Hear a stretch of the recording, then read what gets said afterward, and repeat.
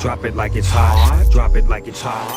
So hot and that's hot. You can catch me at the hot spot. It's the BR18. All right, Rick's Mountain Morning Show. Time for the hot spot with the brand. Brought to you by McDonald's, man. It's McDonald's sauciest season. The McRib is back with more drip beginning December the 2nd. The McRib is available nationwide for the first time in nearly a decade. Bringing it Tad. What's happening?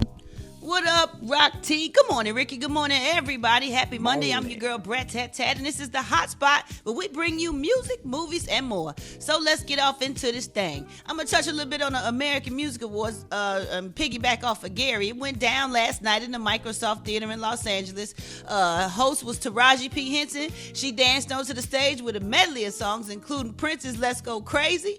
And except for the life-size cutouts of artists like Beyonce, Stevie Nicks, and Dolly Parton, and more, the downstairs of the theater was totally empty. But there were 3 big winners. The Weeknd winning 3 awards. He performed and he accepted his awards while wearing a large white bandage that covered his entire head and face, and it was never mentioned in the show. So the fans was kind of confused, like, what's going on? Was he in an accident? He had to wear his head wrapped. Like, Gary, why do you think he wore that thing on his face? And that's what I was going to ask you. I don't know. Looked like his face but looked like around his eyes, they were bruised. Yeah, so you think he got a facelift or something? So he probably had a lift. He probably got okay. a facelift just for summer.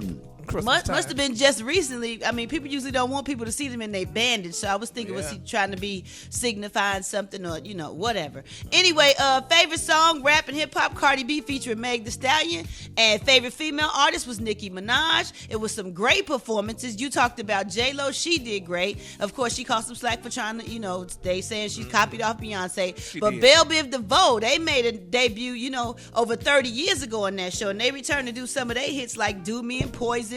They had Nelly come on. I was happy to see these artists like from the 90s do their thing. And Meg Thee Stallion performed this. She did a great job. She had a spectacular show, dances. They was popping, and it was great. It was really nice. All right, y'all, moving. Heels though, Brad. She didn't have no heels. She didn't have no heels on. She had some flats on. Don't nobody want to dance in no heels all the time, Gary.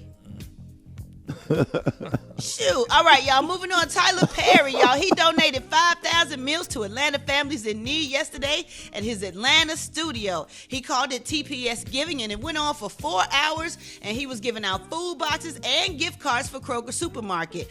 They said Tyler was heartbroken seeing people all over the country stand in line for food, so he decided he wanted to give back to his community in Atlanta. And hopefully this encourages others who are able to give back during the holiday season this year, because it's been a difficult year for many. And last but not least, y'all, Nicki Minaj announced her new HBO Max docu-series. It will be a 6.5-hour episodes. It'll explore her personal and professional life. And she told her fans on social media, "I'm very excited to share this with you guys. My docu-series is coming to HBO Max. It's going to give you guys a raw, unfiltered look at my personal life and my professional journey. And I can't wait to share it with you." The show will be directed by Michael John Warren, who also serves as an executive producer alongside Nicki. So that's going to wrap up the hot spot right there, y'all. Coming up next, we got Rock T's Joke of the Day, and we need them wake-up calls at 1-866-9-RICKEY. That's 1-866-9-RICKEY. The time now is 27 minutes before the top of the hour. It's the Rickey Smiley Morning Show.